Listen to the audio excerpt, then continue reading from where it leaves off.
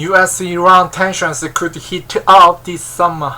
Iran's Foreign Minister Hossein Amir-Abdollahian left Josep Borrell, the High Representative of the European Union for Foreign Affairs and Security Policy, right, and the Deputy Secretary General of the European External Action Service, Enrique Mora, second right, at the Foreign Ministry headquarters in Iran's capital Tehran on June 25.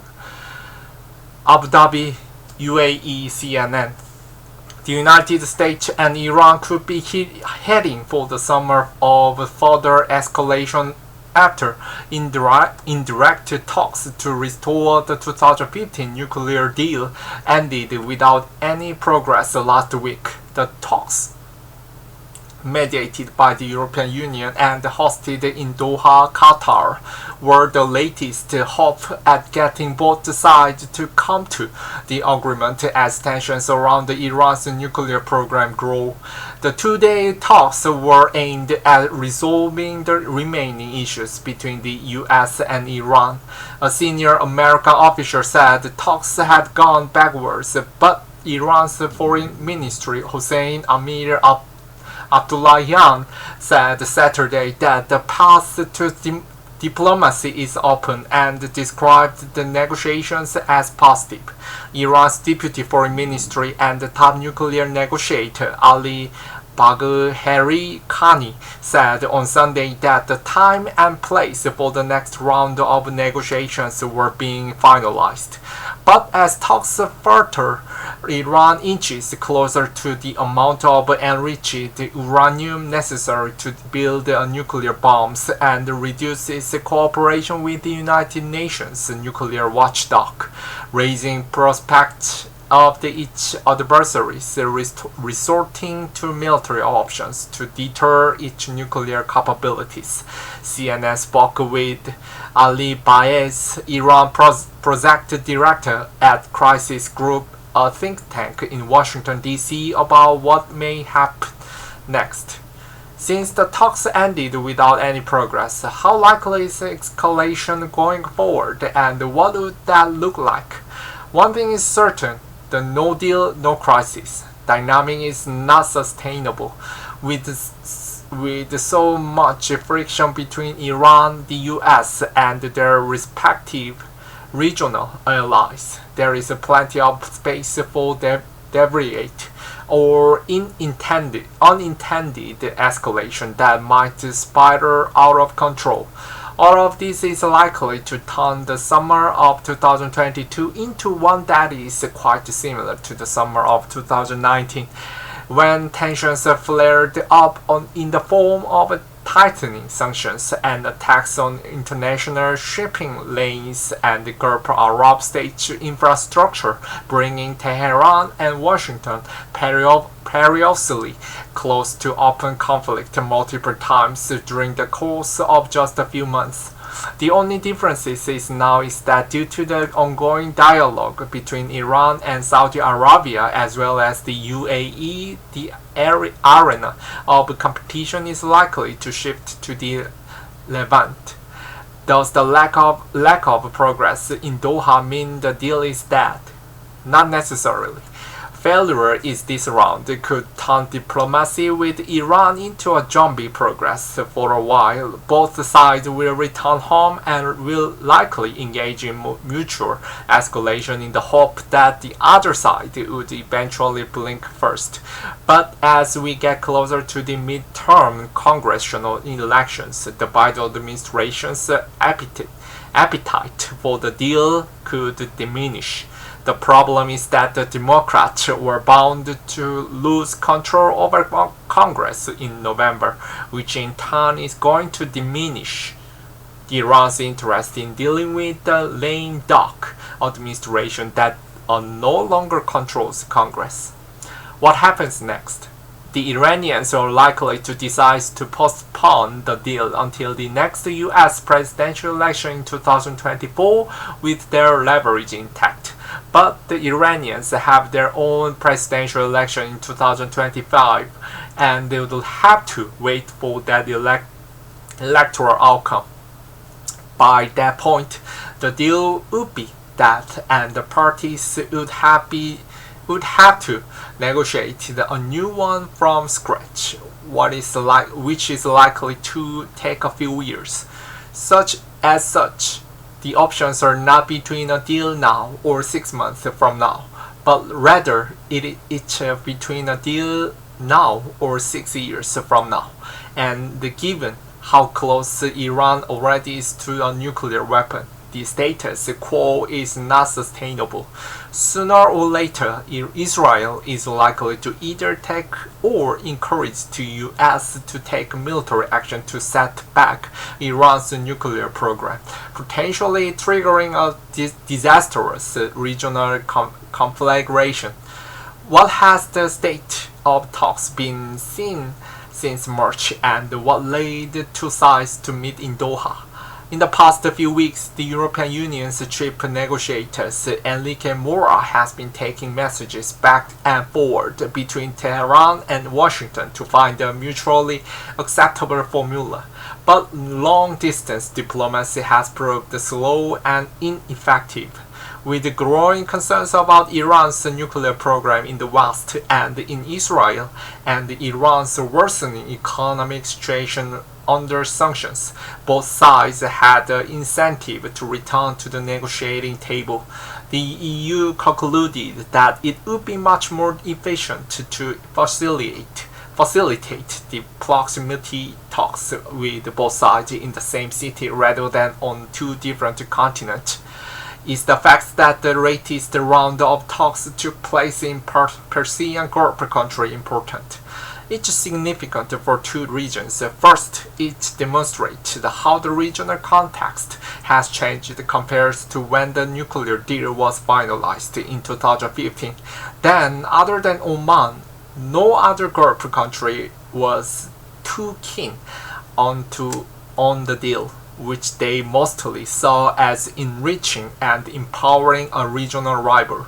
Now, having lived through the Trump administration's maximum pressure policy towards Iran that put them in the line of fires between Iran and the US, most Gulf countries understand the de-escalatory value of the deal. What good geopolitical factors have changed since March, when the US and Iran last held indirect talks? Of course, the war in Ukraine has overshadowed everything. On the other hand, it has diminished the nuclear talks' urgency and diverted the attention of Western policymakers. On the other, it has rendered Iran's return to the energy market more valuable for the West. This interview has been edited for the length and clarity. The digest. U.S. says Israel military gunfire likely responsible for Shirin Abu Akleh's death, but an examination of a bullet inconclusive. On examination of the bullet that killed Al Jazeera correspondent Abu Akleh could not reach a definitive conclusion regarding its origin due to the condition of the bullet, but the U.S. Secretary Coordinator has concluded that gunfire from Israel Defense Forces positions was likely responsible for her death. State Department spokesperson Ned Price said in a statement Monday. The security coordinator, he said, found no reason to believe that this was intentional, but rather than the result of tragic circumstances during the IDF-led military operation against the factions of Palestinian Islamic Jihad. Background: the Palestinian handed the bullet over the U.S. authorities on Saturday, nearly 2 months after the Palestinian-American journalist was killed in Jenin, in the West Bank. The Palestinians have refused to carry out a joint investigation with Israel, saying they do not trust the Israelis, but finally made the bullet available to U.S. authorities over the weekend. Why it matters? Israel and the Palestinians had been impasse over the investigation since he died after a single shot to the head in May 11th. Investigations by at least 5 media outlets, including CNN, suggest the shot was fired from the position where IDF troops were located. None of the investigations found any evidence of a Palestinian militant near Abu Akleh when she was shot, or of militant who had a direct line of fire towards her. The United Nations Human Rights Office investigation came to the same conclusion as the journalistic investigation. Lebanon's Hezbollah says drones sent towards Israel gas rig in disputed waters.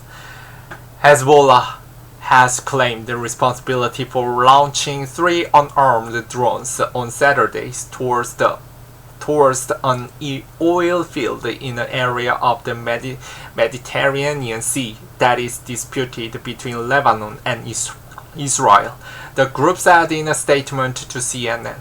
Israel's military said Saturday that the drones were shot down and that they were launched from Lebanon and flew in the direction of the Karish gas field. Background: Hezbollah said that the drones were on reconnaissance missions and that the message was delivered. The IDF described the drones as hostile, but said that the initial inquiry suggested that they did not pose an imminent threat. An F-16 fighter jet and missile ship intercepted the drones, the IDF added. Why it matters? Lebanon and Israel are in the midst of indirect negotiations about where a maritime economic border lies between the countries in the oil-rich part of the Mediterranean. In recent days, Hezbollah has warned it could attack an Israeli ship that has moved towards the disputed area amid the negotiations. So what if Israel did not withdraw the vessels? Ukrainian official says Ukrainian appealed to Turkey to detain Russia-flagged ship carrying its grain. Ukrainian has requested that Turkish authorities detain a Russian-flagged ship carrying Ukrainian grain. The nation's ambassador to Turkey, Basil Bodnar, told CNN on Saturday. Background: the Jibak Jolly ship is currently on anchor near the Turkish port of Karasu, as it was in fact detained by Turkish customs authorities and it is now allowed to enter the port, Bondar said. Now we are waiting for the decision of the relevant authorities of Turkey regarding the actions that the law enforcement agencies of Ukraine insist on, he said. The Turkish Trade Ministry did not respond to CNN's request for confirmation that the ship has been detained. According to the ship tracking website Marine Traffic, the cargo ship left the Russian port Novorossiysk on June 22nd and spent nearly a week at sea between Ukraine and Russia. Why it matters? Ukraine has repeatedly said Russia has stolen hundreds of thousands of tons of grain since the start of the war. The United Nations has said Russia's blockade of Ukrainian port has already raised global food prices and threatened to cause a catastrophic food shortage in parts of the world. Russia has repeatedly denied it is blocking the port, and the Kremlin spokesman Dmitry Peskov has called the allegations Russia was stealing grain from its neighbor fake news. What to watch? From Egypt to Jordan, three women were brutally killed in 3 separated Middle Eastern countries, just days apart. CNN's Becky Anderson examined the gender-based violence epidemic in the Arab world, as well as the social and the shortcomings that hinder the proper protection of a woman. 79%. Turkish annual inflation jumped to the 24-year high of 78.62% in June, driven by the impact of Ukraine war, soaring commodity prices, and the slide in the lira since the December crisis. Another around the region. 11 billion plastic bags were used in the United Arab Emirates every year. That's equivalent to 1,182 bags per person per year, drastically higher than the global average of 307 bags per person annually. The nation of 10 million is now trying to change that. This weekend, the business and entertainment hub Dubai tightened the rules around the use of plastic bags by introducing a 25 fils $0.07 tariff on all single-use bags. The UAE, which is gearing up to host the COP26 Climate Summit in 2023, aimed to end the use of single-use bags by 2024. Dubai's move comes just 1 month after Abu Dhabi, a nation's capital, introduced a ban on all single-use plastic bags, first to do so in the Middle East. Unlike Dubai, Abu Dhabi has not incentivized the public through a tariff, but rather a complete ban. The Emirates has given retailers a 4-month grace period to comply with the rules. It's good. Europe and America are doing the same thing.